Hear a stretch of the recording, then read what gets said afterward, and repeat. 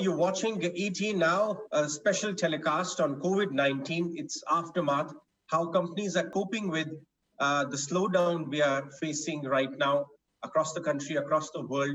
The special guest on my show today is Karan Singh of Bain Consulting, somebody who's not only heading India practice now, but have had a very rich experience working with all different kinds of companies, sectors they represent, sizes, and of course, policymakers across the world, not only India, so that he can help us understand what to make of it, how to prepare and come out of it successfully. So the steps which as a country we need to take. Karan, thank you very much for your time today, joining us on the show. Thanks for inviting me, Ajay. Let me start by understanding your reading of the economic slowdown we have gotten ourselves into as a country. We've had good 4 weeks to understand where we stand and have taken stock of it now. How are you reading the tea leaves? Yeah, let me talk first, Ajay, a little bit about what's happening globally, and then I'll address, the issues on the ground in India. I think this is a very significant hit the global economy has taken. This is a demand and a supply shock that's hitting us in conjunction. And we've seen what the IMF has come out and projected, which is a 5.9 or a 6-point decline in GDP, at least at this stage, for the entire world for the next year. Very, very significant. I think what worries us actually is the humanitarian impact here, because as we look at data from the US, we are finding significant portions of jobs that will probably disappear. And the unemployment rate will go up by, it's anyone's guess, but at this stage, they're calling it will go up by about 10 points, which is very significant. There are two trends globally that this will accelerate, which is worrying. The first trend really is with increased automation, we will probably see higher inequality. And then the second one is really about repolarization. In the backdrop of going into the COVID crisis, we were already seeing trade tensions. We were already seeing a structural slowdown in China. So a tripolar world or a repolarization of the world is also a likely consequence of that, which is worrying for us. So that's the situation a little bit on the global side. That brings us back to India. I think India has been very substantially hit. Again, the estimates are that this will reduce GDP to the order of 0 to 2% for the year.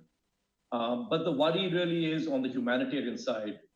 The impact on the migrant labor, as we've all seen, the migrant workers trying to get back to their villages, is an incredibly big issue that we need to address quite clearly.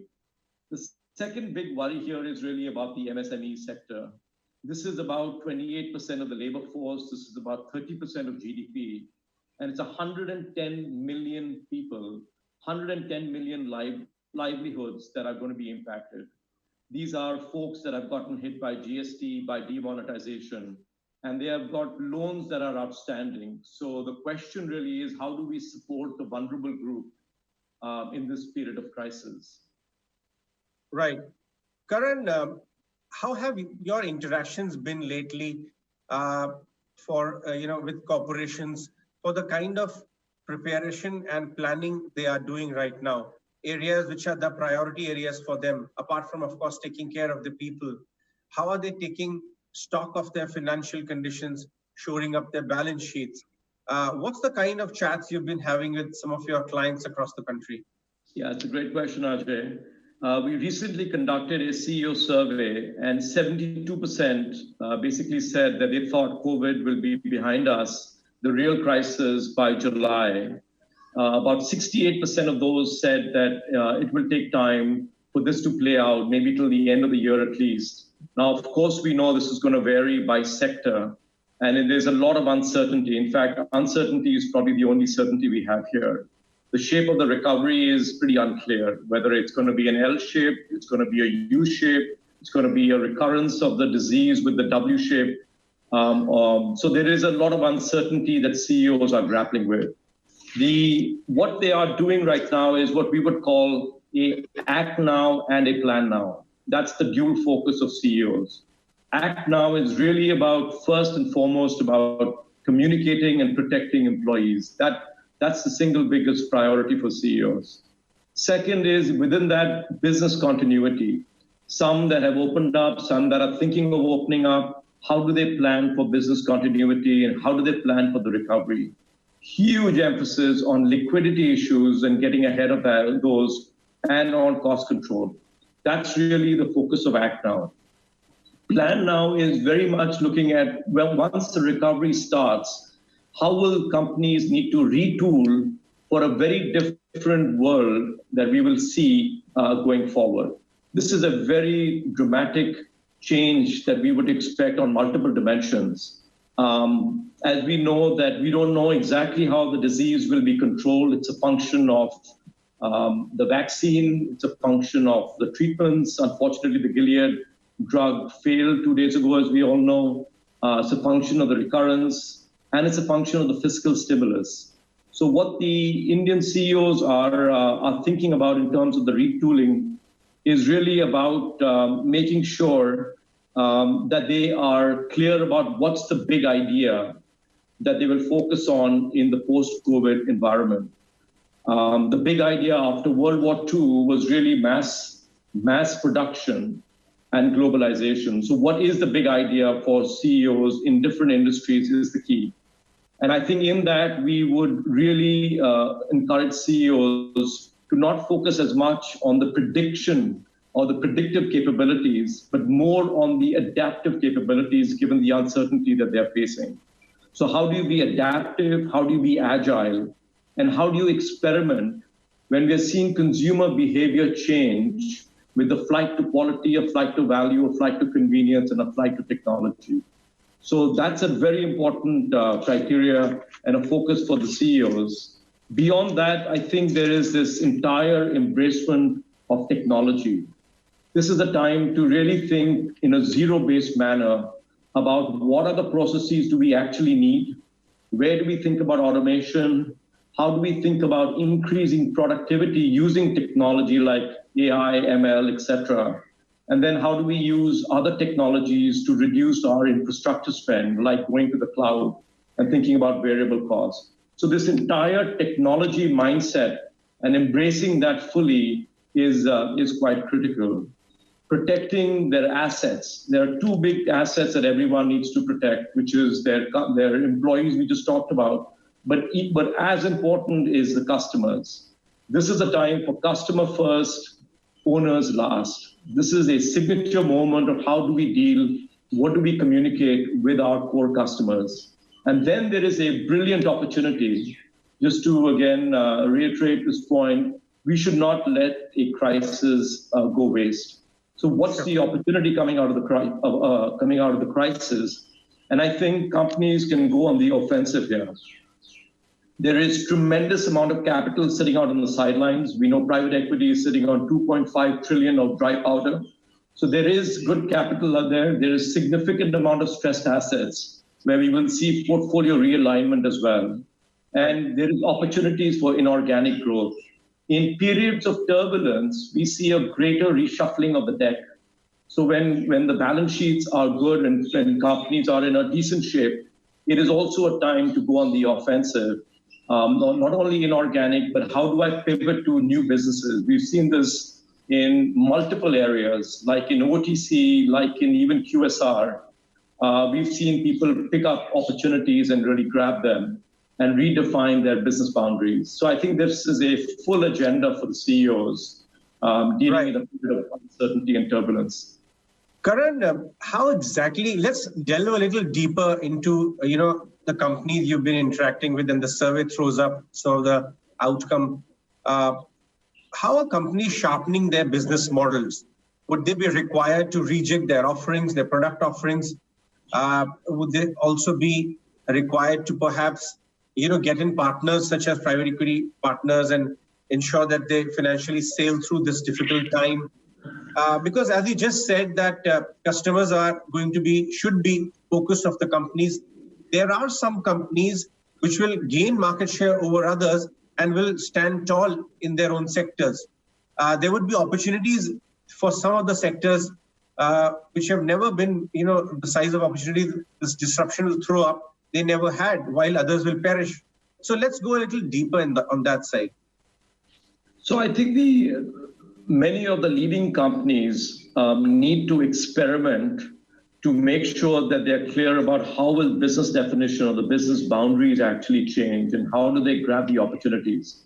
So experimentation on multiple levels is the need of the hour. And that's really what we are starting to see. There are some industries where new opportunities have come out loud and clear. I do a lot of work in health. So telehealth is an example where we've seen in China the rise and the endurance of customers getting comfortable on telehealth. You look at Ping An, they had an 800 to 900% increase in new users and the use of telehealth. So there are some examples that are absolute no-brainers where people will open up new sources of revenues to create new businesses or adjacent businesses. But for most clients, we would suggest this is the time to really experiment and really learn. But then once you get the data back from those experiments, how do you really pivot and move very quickly to creating those value propositions that are quite differentiated for those customers? So this is a very different time in terms of just those capabilities itself for companies. Right. Karan, you've been a healthcare guy, most part of your career. You need to understand that space very well. And pharma, the importance of pharma, the curiosity to not only invest in it, but learn more about it. I've never seen in the last, at least 1.5 decades of looking at the markets, people are going back to after 6-7 years of bad underperformance patch, facing regulatory hurdles. Healthcare and pharma is back in focus. Everybody wants to own these names, and there's a lot happening. So Indian pharma, what kind of opportunities do you see for Indian pharma sector arise, which have up till now only been generic players? Do you think R&D will become the focus, the areas which you think are opportunity? I think this is an opportunity for India to become a global pharma hub. We are already doing quite well when it comes to generic formulations, supplying those generic medicines to the world. But we can go a couple of steps, bigger in this to take advantage of the opportunity. One is really, if you think about the active ingredients, that's the APIs that are used in the formulation to manufacture pharmaceuticals. There is a brilliant opportunity here as supply chains get realigned away from China. And the Indian government has actually moved very quickly in helping provide the right incentives for Indian pharma to get into APIs, especially for essential medicines. So I think API is a brilliant opportunity for pharma to get into. Second is there is no reason why we cannot be more of the innovative capital for pharmaceuticals as well. R&D, especially on innovative products or complex generics, and also thinking about clinical trials, we can also be the back end for that, and that's another big opportunity. And the third one I would say for pharma is really on biosimilars. We've so far focused mainly on the chemical side, but the biosimilar market in 25 will be about $35 billion. So it's a great opportunity for us to get capabilities, tie up with the MNCs, and become the hub for biosimilar manufacturing, which will also create jobs and also create high-value manufacturing and high-value products out of India. That's pharma. But I think there's a bigger story of healthcare in India. And I think with that, what we've seen in the last 6 weeks is an increased awareness of health for everybody. So this is the time for, I think, public health to be a greater focus. The government needs to be applauded in terms of announcing Ayushman Bharat and rolling it out. But public health, this is the time for us to increase awareness, especially of non-communicable diseases. And we're talking so much about diagnostics and testing. This is a time for us to get to make sure that we all are aware of what's the disease burden that we all face from diabetes, from cardiovascular disease, and then how do we think about leveraging pharma? If we are the pharma capital of the world, how do we leverage pharma to treat much earlier and much cheaper? That's another big one. And the third one really is why should we not be healthcare delivery capital for at least Asia. We're talking about medical tourism, we're talking about telehealth, with the capabilities of the docs that we have in India that are world-class. That opens up another opportunity for us. So I think it's not only a pharma opportunity, but I think it's a regional, global hub for healthcare, which we can tap into. Yeah, Karan, just one point which came to our mind: the kind of dependence India has on Chinese APIs, and now we are trying to build, in a very urgent manner, our own indigenous capabilities in API form. Government has been quite supportive. Do you think this can be an area, big export opportunity for Indian companies going forward? Up till now, purely generic, and that too we export, hardly anything, $25 billion to US. China as an opportunity, export opportunity never existed for India. Rest of the world doesn't get us margins. Do you think India can become an alternative manufacturing hub for API for the world pharma? So Ajay, the short answer is yes, absolutely. APIs are not only used in generics, but they're also used in innovative pharma. So with high quality, with high dependency and high of the supply chain, there is no reason why we cannot become the back end for APIs in India. But if I expand your question a little bit more broadly, I don't think the story is only about APIs. There is a global supply chain realignment that's top of the agenda. We've seen the discussion, we've seen the announcements by Mitsui and others, and the same things are happening in the US as well. China today exports 2.5 trillion. It's an export-led economy, as we all know. That's almost the size of the Indian economy. There are several categories we need to look at, a handful where we need to think about, can we become the destination for global players as people start to de-risk from China? There is $1 trillion of machinery that China exports. Plastics is another 85 billion. Iron and steel is 100 billion. Organic chemicals is another 50 billion.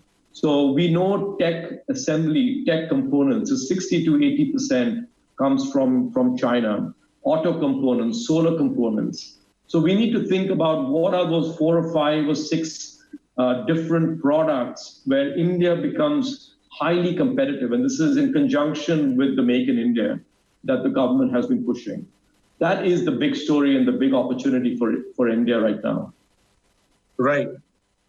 Karan, but in the medium term, all of this opportunity also has to be fueled by capital. At a time when globally there is a lot of capital, the world system is flush with capital, but back home in India, companies are facing working capital issues. Though there are a slew of measures taken by the regulators and policymakers, they are yet to trickle down to the corporations which really matter beyond the top 100 ones. How do you see the financial sector of India play a role in helping Indian companies exploit this opportunity as an economy, as a system, and 2, also aid or cushion the blow of economic slowdown which the country is also already facing? Ajay, I think there's been one announcement of the stimulus package. I think we are all waiting for the next announcement, which I believe is on the cards. That's a very important and an essential requirement today. We need a stimulus package to protect the vulnerable, to help the MSMEs, and then there are several sectors that have been really badly hit by COVID-19. If you look at travel, tourism, etc. So the fiscal stimulus is essential, but I think there is good capital sitting out there in the sidelines that will get deployed for the right opportunities. I think as we think about India, there are 2 big uncertainties that we need to think about in conjunction. The first uncertainty is really the level of the fiscal stimulus which the government is working on. And the second one is our ability to control the disease. And that's dependent on a bunch of factors, the treatment, the vaccines, the recurrence rates, etc. What's very interesting is we've just finished some consumer research, which is very extensive, and some of the results of that are quite revealing. What we are finding is that the bottom two parts of the households, there are roughly 300 million households. The low and the lower income households make up about 2/3 of all consumption spend. And depending on those four scenarios, depending on the fiscal stimulus and our ability to control the disease, we will see a very different implication in terms of expenditures. So our base case would say right now what consumers are telling us is about a 10% hit to expenditures. And with 60% of the economy being consumption, that could be a substantial hit. Consumers today are first started to worry about lack of access, then it was lack of affordability, and now unfortunately it's both those in conjunction with uncertainty. So going back, the stimulus package is essential, and I think thinking about recovery very differently for industries that are going to be impacted quite distinctly is really the need of the hour and what the CEOs are thinking through. Karan, talking of consumption, we're already seeing, if stock markets are any reflection, exhibition companies, travel tourism companies, personal mobility earlier, but now they're coming back, kind of reflect the long winter they are getting prepared to walk through in the post-COVID world. These are the ones which are perhaps taking it on the chin, the economic blow we're talking about, whereas pharma is doing well. Talk to us about what kind of consumption companies and sectors will have to kind of walk through this for some time now. Some categories or even sector which you have deeply looked into. So we need to disaggregate consumption itself. There are very different types of consumption expenditures. And then the implication of how they're changing is also quite different. Let me start by just saying, taking a category like travel tourism, which we know will take a while to come back. So there is, I think, at best an L-shaped recovery there. And so a much more of a drastic changes are required because you need customer sentiment. Customers need to be comfortable to travel and to stay in hotels. This will take a while to come back. QSR is another, quick service restaurants is another category where I think dine-in is going to be quite differently impacted. People will still take time to get comfortable to go out to restaurants, but order out. And that's why I think delivery will continue to see, a pretty good growth path there. FMCG, again, fast-moving consumer goods, we need to segregate between essentials and non-essentials. Essentials are done quite well, but they've been struggling with production issues, logistics issues, and distribution issues. But essentials, I think, will be fine when we talk about groceries, we talk about those kinds of categories. Very different than other categories that are discretionary and that are like beauty products, etc.